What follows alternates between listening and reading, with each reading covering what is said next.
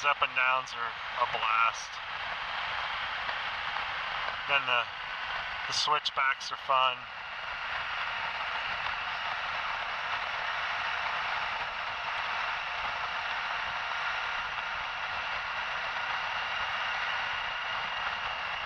Let's see here. Kind of a nice mellow curve there.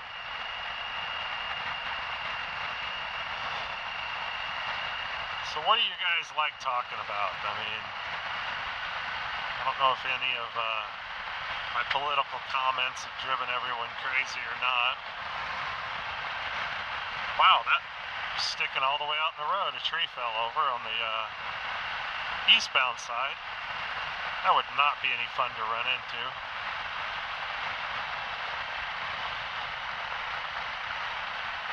So last time, like I was saying, I was talking about the whole political thing and all the things that I anymore dislike about Colorado. Love the state, love the people I'm friends with there.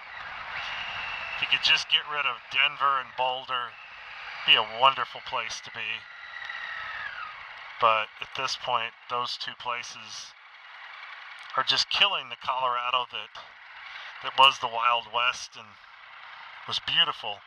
Still's beautiful, but back then it had more of a beautiful attitude about things. I remember when I first moved there,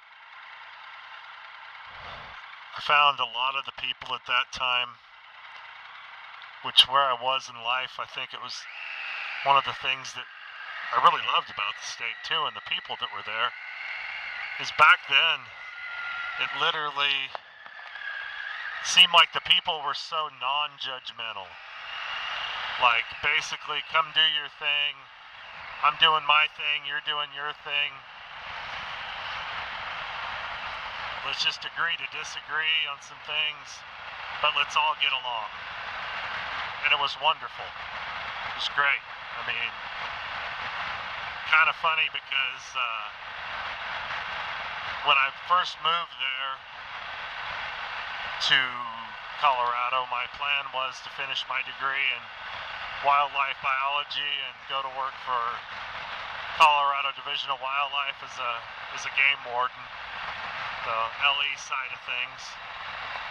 And life sometimes changes your plans. But anyhow, so I got a lot of views that I'm definitely not like a tree hugger, but I do believe there's times that we need to do things to protect the environment, protect animals, things like that.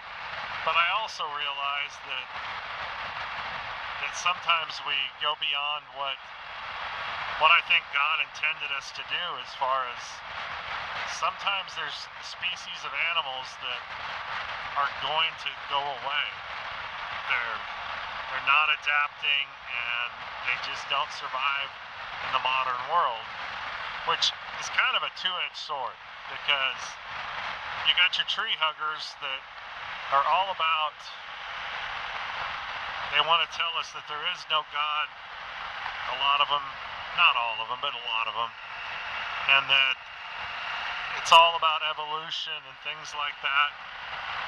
But not one of them is going to believe that sometimes animals evolve, and because they can't evolve or they evolve differently, they don't survive. I mean, if they can't evolve a little bit and adapt to their environment, they don't make it. They die. Mankind is the only thing that's ever walked the earth that we change our environment to suit ourselves. We couldn't adapt to a harsh environment if we had to. We manipulate the world around us to make us comfortable and be able to survive. So, but it's funny the fact that the evolutionists, the people that believe we started from an amoeba and a big explosion in space, that's where we all evolved from, and we all morphed about to what we have today. you know? But then those same people don't want to admit that maybe we shouldn't think that we can change everything for the better. Right now, one of my things that I'm not crazy about is the gene research that they do, and they've created species of animals, bugs, all kinds of stuff. They've created different species and changed their characteristics to match what they want. And I'm sorry, but that's stepping over a line to me. I don't want to sound like some freaking crazy person, but that's where horror movies come from. You know, the freakazoid shark that walks on land and eats people in their houses and stuff like that. The whole thing behind it is that some mad scientist decided to mess with the genes and the DNA on things and create their own little animal. Well, sometimes I don't believe that we should be playing God like that. Pretty sure God knew what he was creating when he created everything on this earth. Everything has a purpose. Even though I'll be honest, I hate snakes, but I know they have a purpose. And as long as their purpose doesn't involve me, we're good. So whenever their purpose crosses my purpose, and then we have a problem. But anyhow, just going back to stuff like that, I mean, sometimes I think we mess with the world more than we should. I'm probably going to make people mad when I say this too, but just like the COVID vaccine, I truly believe it was a change in their life, and now some of them have got some really serious health issues. Look at that highway going up there. We're going up there. We've got some very serious health issues, and kind of crazy because I had some medical issues back in the early 2000s that probably a really good chance I shouldn't even be alive, but I am, and I'm blessed to still be able to live my life pretty much the way I want to. Sorry about that. I had to open the visor to scratch my nose. Anyhow,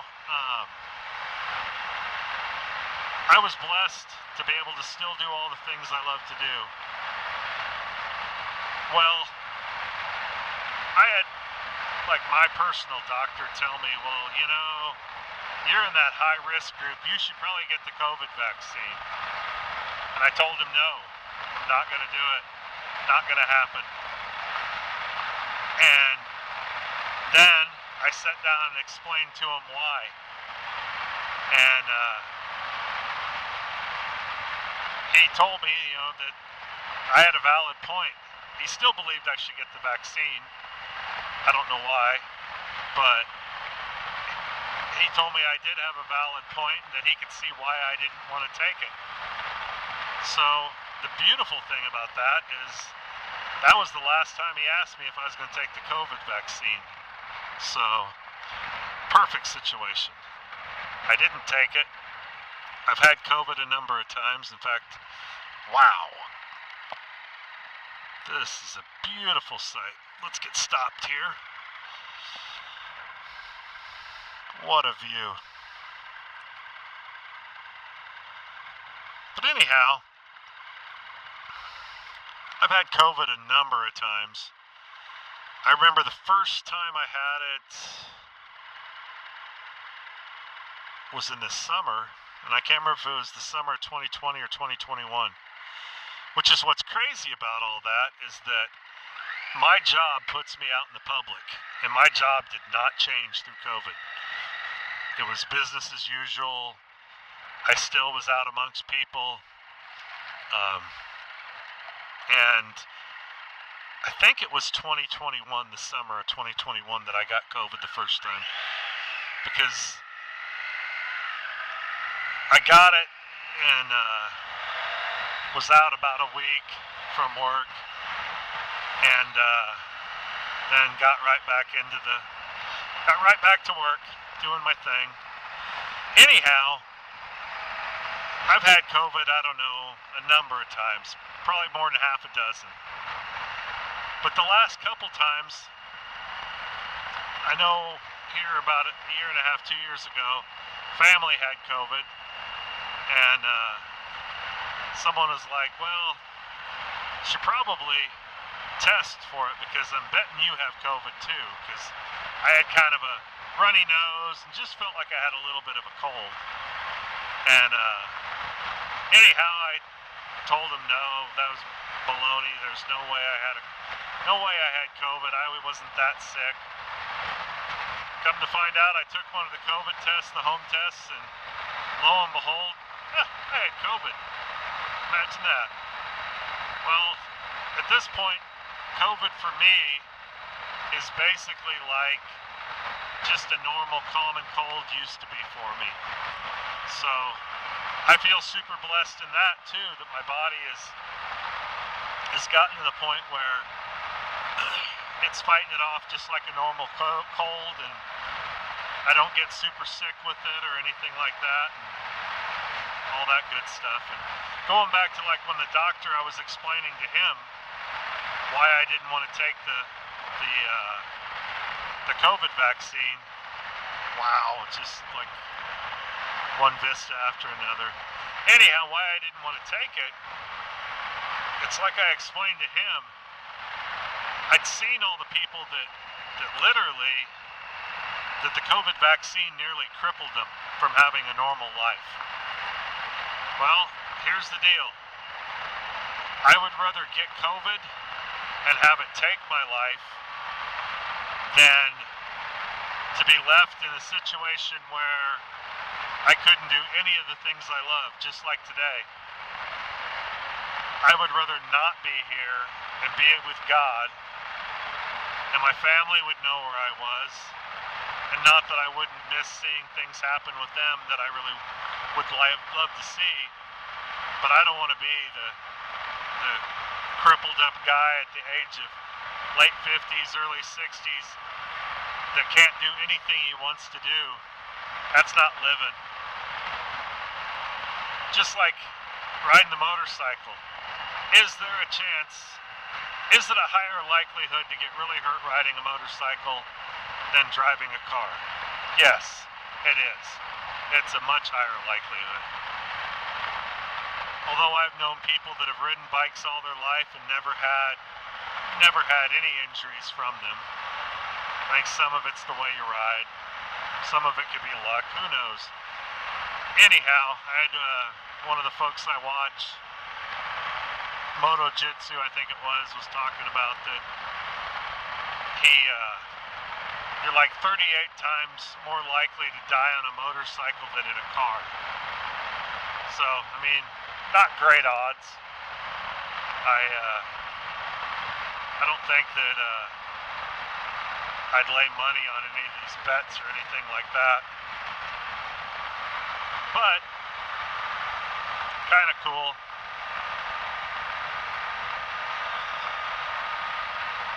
So yeah, I have some different political views, different views on life.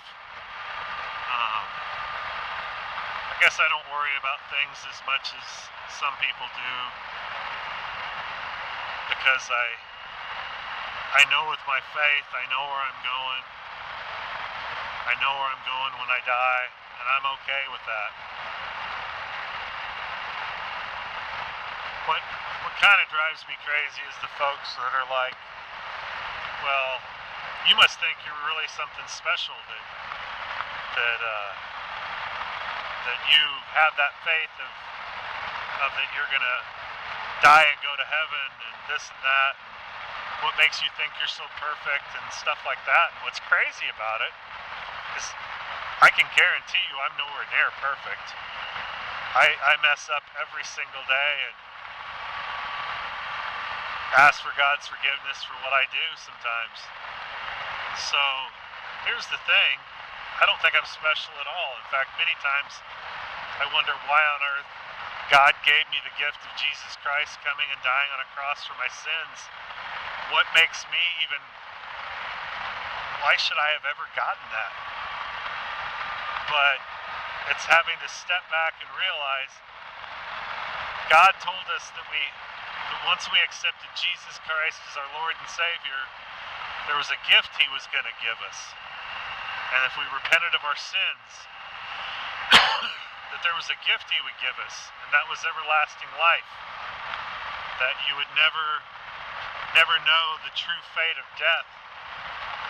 That this is a temporary thing on this world. And that you're going to move on and you're gonna be with God when you pass from this world to the next.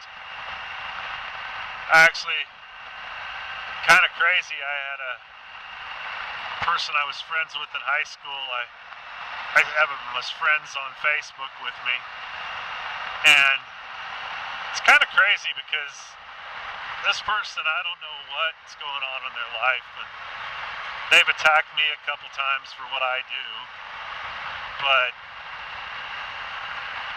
they were ranting, I think it was last week, about how could people follow a God that was all about killing His people off and His wrath and His, anger issues and this and that. And, look at maybe we've got it backwards, that it's Satan that's the good guy and God that's the bad guy, because Satan's done all these good things for us, like eat from the tree of knowledge and stuff like that. And man, that was a great thing. I mean, how can Satan be all that bad?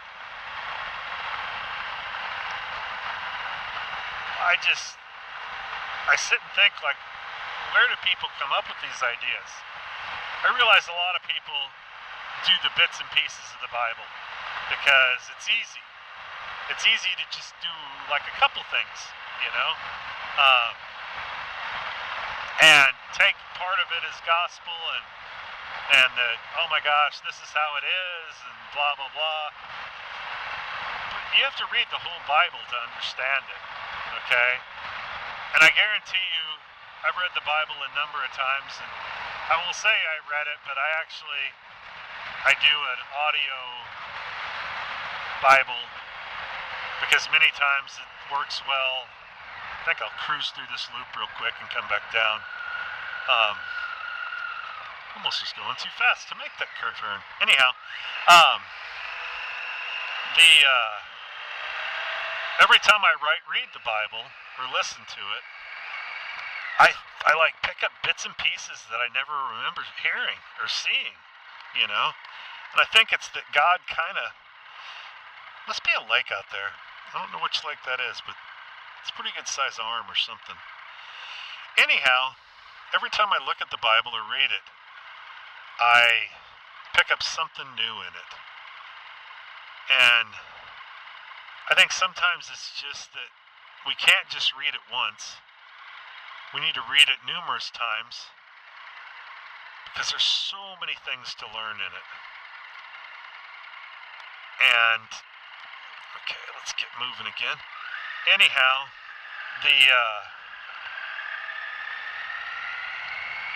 there's so many things to learn.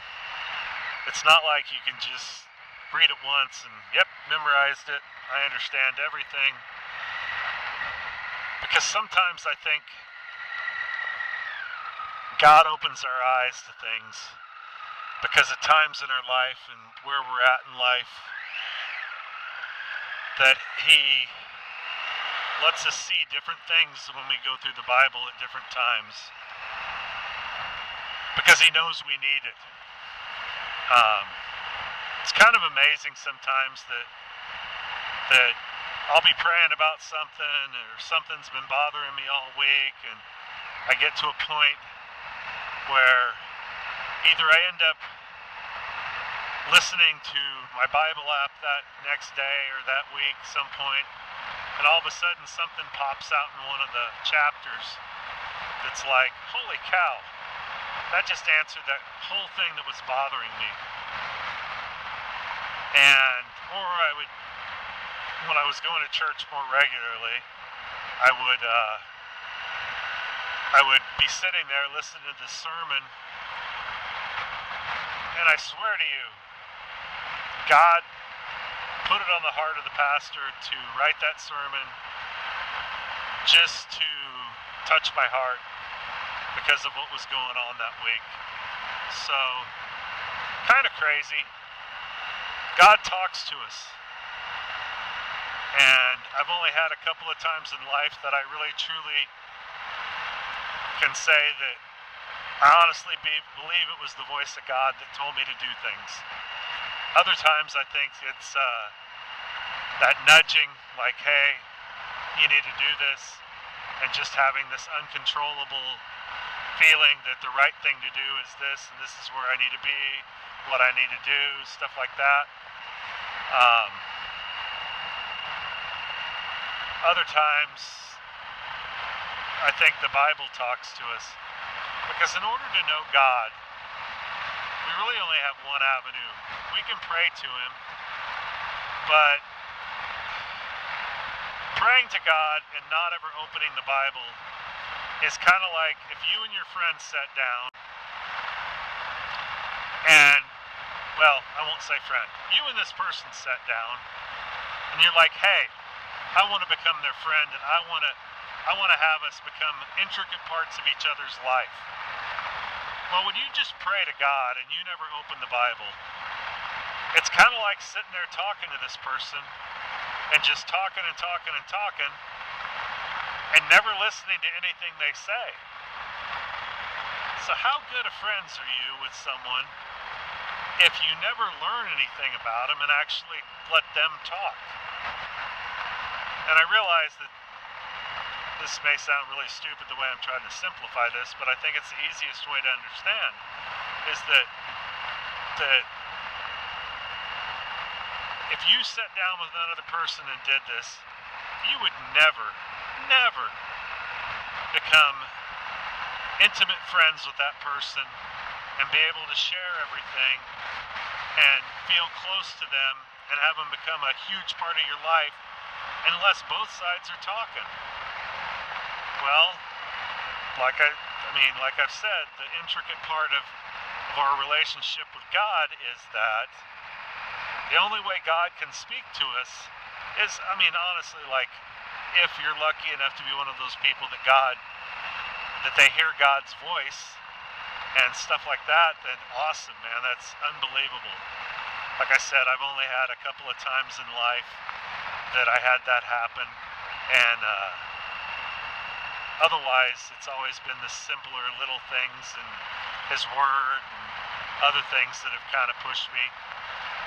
Even sometimes praying that, hey, if this isn't what I'm supposed to do, shut the door on it. Just shut the door and don't let this job or this move or whatever it might be, don't let it happen.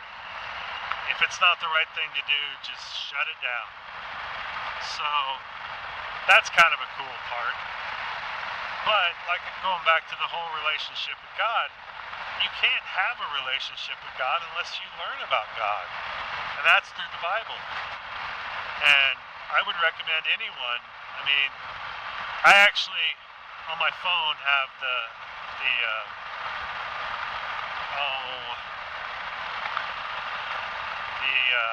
I can't even think of the word for it now. Holy mackerel.